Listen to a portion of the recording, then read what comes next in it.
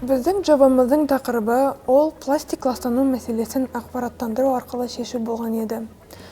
Біздің жобаның басталуына бізге себеп болғаны ол осы пластик мәселесінің қандай өзекті екенін көргеніміз болды.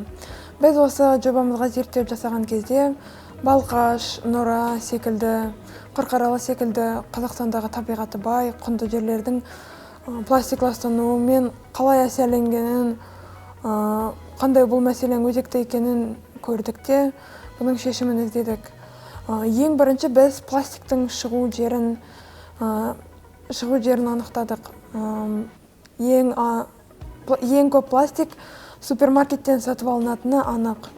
Пластик тамақ сыртында, пластик пакеттері, осының барлығы супермаркеттен шығады.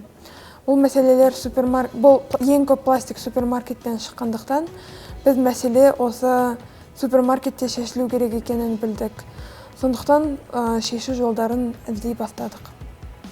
Осы мәселені шешу үшін біз Магнум, Юма және Алмаз секілді супермаркеттерде постерлерді ілуді шештік.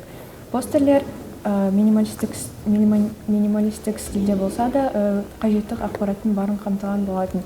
Және осы постерлерді ілу барысында біз адамдардың қызығушылығын байқадық. Қорытындылай келе, табиғатты қорғау жайсыз емес, ал әр адамның борышы.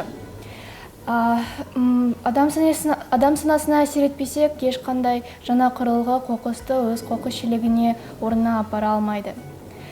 Болашақта одан да көп супермаркеттермен жұмыс істеп, 8 наурыз, жаңа жыл және тағы басқа тематикаларға адамдардың назарын аударатын постерлерді істеуді жоспарлаймыз. Ал ол постерлер үшін қаражатты біз пластик өндіру заводтарына қоқыс тапсырып және супермаркеттерден көмек сұрап арқылы алатынымызды жоспарлаймыз. Және болашақта супермаркеттермен ғана шектелмей, балабақша, бастауыш мектеп жасындағы балаларға экология туралы визуалды құралдарды істеп, оларға сабақ беруге сенеміз.